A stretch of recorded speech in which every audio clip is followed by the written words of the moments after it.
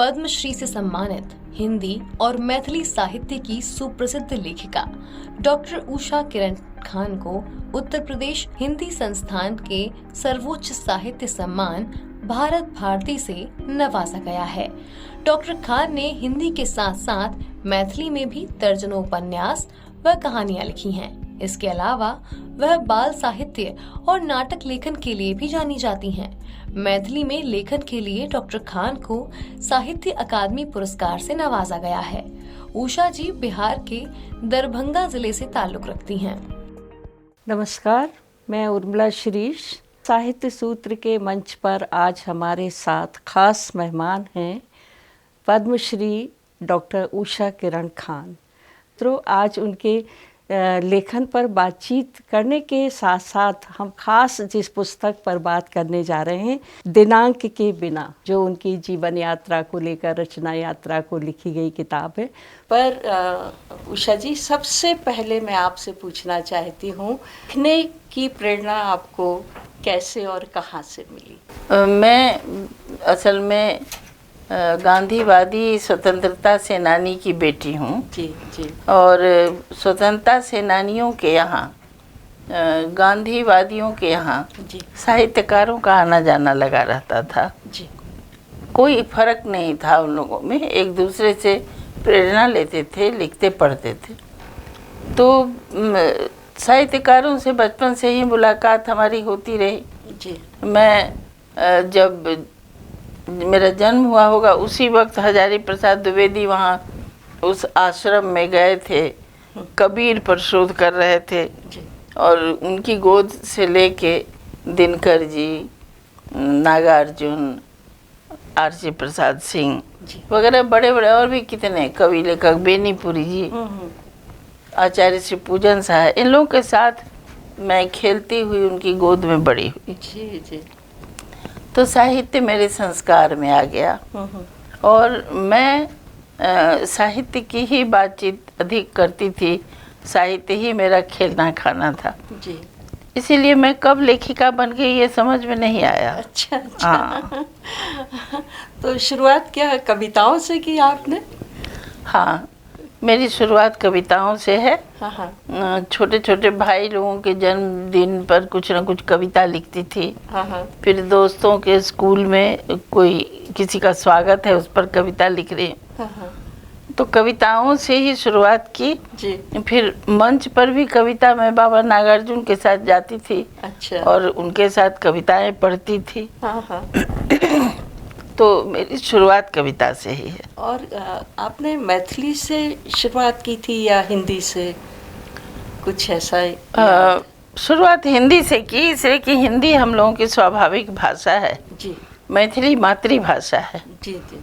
और मैथिली में लिखना नहीं जानती थी, क्योंकि मैथिली कोई पढ़ाई आज तक नहीं होती है स्कूल वगैरह में। हाँ हाँ। एक ही बात कॉलेज यूनिवर्सिटी में होती है। हाँ हाँ। वो भी मैंने कोई बहुत गंभीरता से नहीं पढ़ा, लेकिन हाँ, साहित्य विपुल साहित्य है मैथिली में। जी। तो साहित्य पढ़ने का जो चाव है उसके अनुसार मैथिली पढ़ी। तो बाबा नागार्जुन के ही कहने पर मैं सीरियसली लिखने लगी। अच्छा। ऐसे तो खेल खेल में लिखती हाँ, पढ़ती। हाँ, हाँ। भामती जैसे उपन्यास है आपका, जो बहुत ही ज़्यादा चर्चित मैथिली में हुआ है।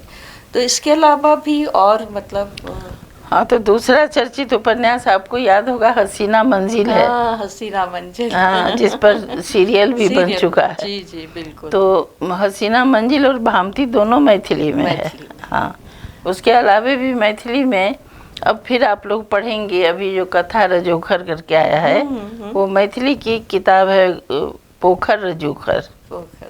तो उसका अनुवाद एक लेखिका ने किया है। अच्छा अच्छा। हाँ, वो अब हिंदी में भी आ गई है। हाँ हाँ। तो अनुवाद के बहाने से लोग हिंदी में उसको पढ़ेंगे, वरना मैथिल लोग तो पढ़ ही रहे थे। बिल्कुल। क्योंकि मुझे मालूम है कि विद्यापति के कारण हम लोग बहुत ज़्यादा अपने आप को मैथिली भाषा से जुड़ा हुआ महसूस करते हैं। अब आते हैं आपकी ये जो दिनांक के बिना, उषा किरण खान की जीवन यात्रा। तो जब मैंने इसको पढ़ना शुरू किया तो मुझे ऐसा लगा कि मैं इसको छोड़ ही नहीं सकती। मतलब लग रहा था कि शुरू की है तो अंत कहाँ पर होके जाना चाहिए। तो ये आपके मन में कैसे आया कि अपनी जीवन यात्रा के साथ आप जो शुरुआत है, बिल्कुल गांधी जी के उससे शुरुआत होती है, तो इसको लिखने का मन कैसे बनाया आपने? चूँकि हमारा जो पालन पोषण और जो पारिवारिक परिवेश रहा जी उसमें बड़ी विविधता है, आपको पढ़ के लगा ही जी, होगा। बिल्कुल बिल्कुल। तो बहुत सारे लोग हमसे कहा करते थे कि भाई इतना विविध अनुभव आपको है और इतना विशिष्ट परिवार के आप हैं, तो आपको ये लिखना चाहिए, लोगों को आज जानना चाहिए। विशेष रूप से जो हमारा समाज है और समाज की स्त्रियां हैं, उनको आगे आने के लिए उन संघर्षों को जानना चाहिए। बिल्कुल। यही सोच करके मैंने लिखना शुरू किया। जी और सारा दिनांक मुझे नहीं पता है, इसीलिए दिनांक के बिना इसका नाम है। बहुत ही दिलचस्प है। हाँ, और चूँकि हम लोग जिस समाज के लोग हैं, उस समाज में बहुत सारी चीज़ें बिल्कुल नई हुई। जैसे गांधी जी का वहाँ मिथिला में प्रवेश बहुत ज़्यादा नहीं था, नहीं कोई पसंद भी नहीं करता है। आज भी गांधी जी को कम पसंद करते हैं लोग। अच्छा। तो ये एक विशिष्ट चीज़ थी। हमारे समाज में आज भी विधवा लड़कियों का विवाह नहीं होता। और बताइए, आज से मैंने सन 1940 में जी आज से 82 इयर्स पहले, 82 साल पहले मेरे पिता ने संकल्प लिया कि मैं विधवा ही बाल विधवा लड़की से विवाह करूंगा। छोटे में तो शादी उनकी हो गई थी और वो पत्नी भी मर गई थी, तो वो भी तो विधुर थे, वो भी तो उन्होंने ऐसा कहा। हाँ।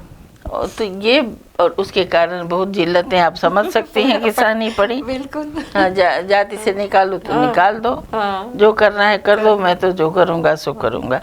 तो इस तरह का जो परिवार का हमारा था, और वो चीज़ बहुत दिनों तक चलता रहा। जी बाद में नहीं चला, लेकिन बाद में तो कौन किसको पूछ रहा है।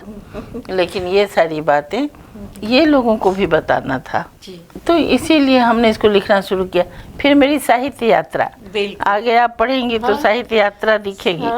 फिर मतलब मेरा कोई भी ऐसा उपन्यास भी नहीं है जिसमें आपको 10 लाइन राजनीति पर नहीं मिलेगा।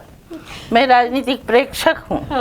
भले मैं उसको पसंद नहीं करती, उधर जाति खड़ी नहीं होती, लेकिन प्रेक्षक हूँ, तो मैं बेबाक ढंग से उसको लिख सकती हूँ। और इसमें भी गांधी जी से लेकर जयप्रकाश नारायण की जो क्रांति है, सारा सब कुछ उसमें आया हुआ है।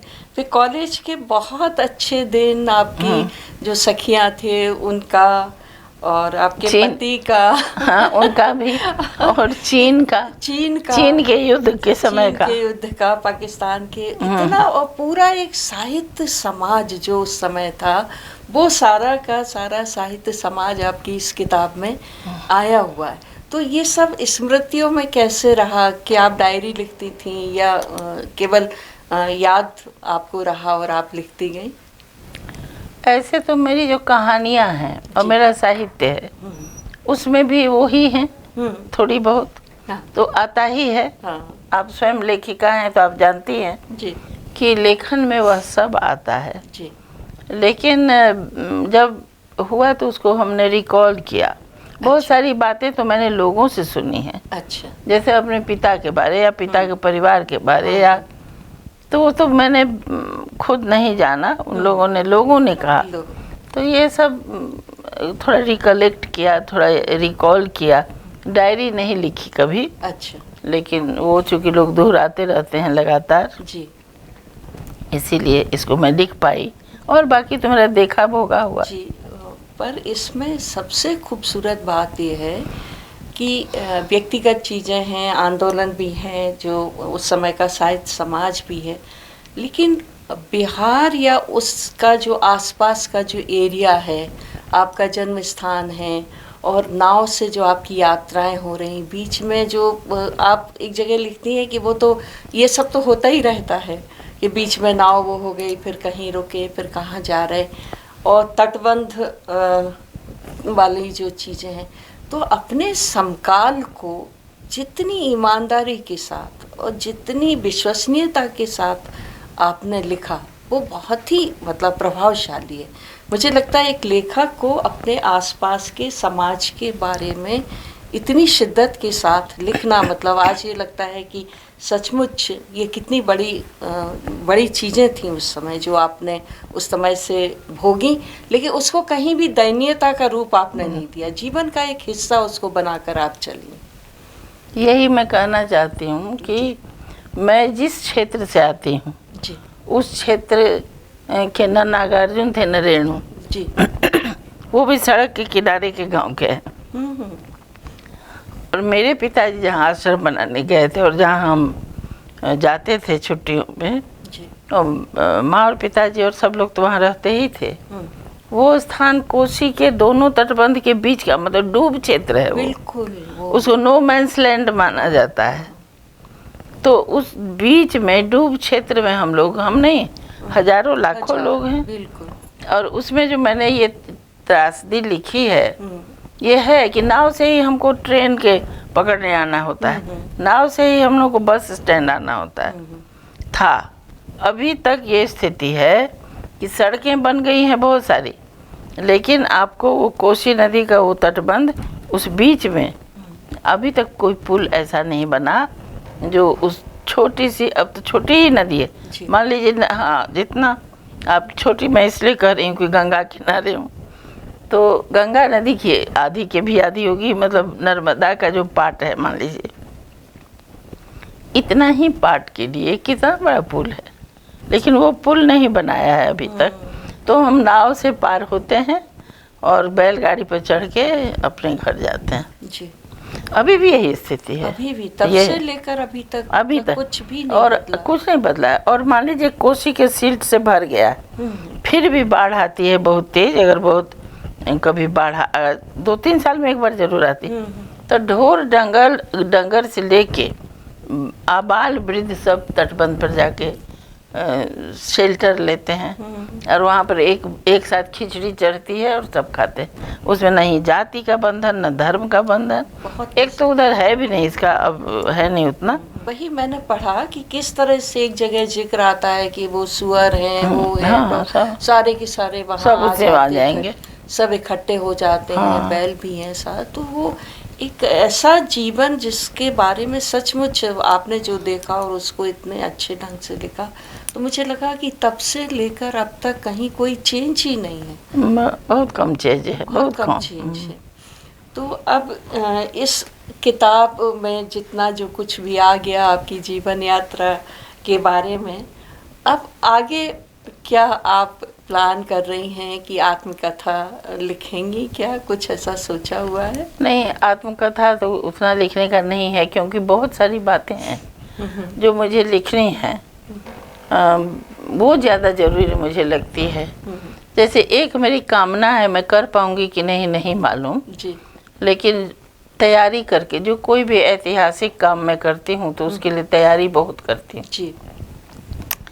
तो एक तैयारी मेरी ये है कि गोरगन जो हमारे आखिरी वली अहद थे, मतलब बहादुर शाह जफर के पौत्र जी, वो गोरगन का अंतिम समय दरभंगा में बीता जी। और दरभंगा के महाराज थे महाराज लक्ष्मेश्वर सिंह, उन्होंने उसे अपने यहाँ रखा। अंग्रेज़ों ने कहा 3 महीना से ज़्यादा आप नहीं रख सकते हैं। उन्होंने कहा आप मेरा राजपाट ले लीजिए, हम ब्राह्मण पंडित हैं, कहीं भी पूजा करा के खाएंगे जो वही गोरगन खाएंगे, लेकिन हम इनको नहीं जाने देंगे। तो उनका तकिया है वहाँ, उनका सब कुछ वहीं है। तो उनके ऊपर एक वली अहद नाम से मैं उपन्यास लिखना चाहती हूँ। गोरगन ने 2 किताबें लिखी हैं फारसी में, जिसका मैथिली में तो अनुवाद हो गया है, अब दूसरी भाषा में होना चाहिए, मैथिलों ने किया है। उसमें उन्होंने मिथिला में अपने वास का पूरा हवाला दिया है, बहुत सारी बातें, उन पर मैं एक उपन्यास जरूर लिखना चाहती, यदि हो सकेगा। उषा जी, जब भी आपसे मिलती हूँ और आपसे बात करना शुरू होती है तो ऐसा लगता है कि आपको सुनते ही जाओ, इतना विपुल अनुभव संसार आपके पास है। और बहुत सारी शुभकामनाएं आपके इस उपन्यास के लिए। आप स्टूडियो में आई, इतनी अच्छी बातें आपकी की, आपका बहुत बहुत शुक्रिया। तो मित्रों, साहित्य सूत्र के मंच पर इस बार हमारे साथ थी प्रख्यात लेखिका डॉक्टर उषा किरण खान जी। उनकी किताब दिनांक के बिना पर बहुत ही दिलचस्प उनसे बातचीत हुई। अगली बार किसी और ऐसे ही शख्सियत के साथ हम होंगे, तब तक के लिए नमस्कार।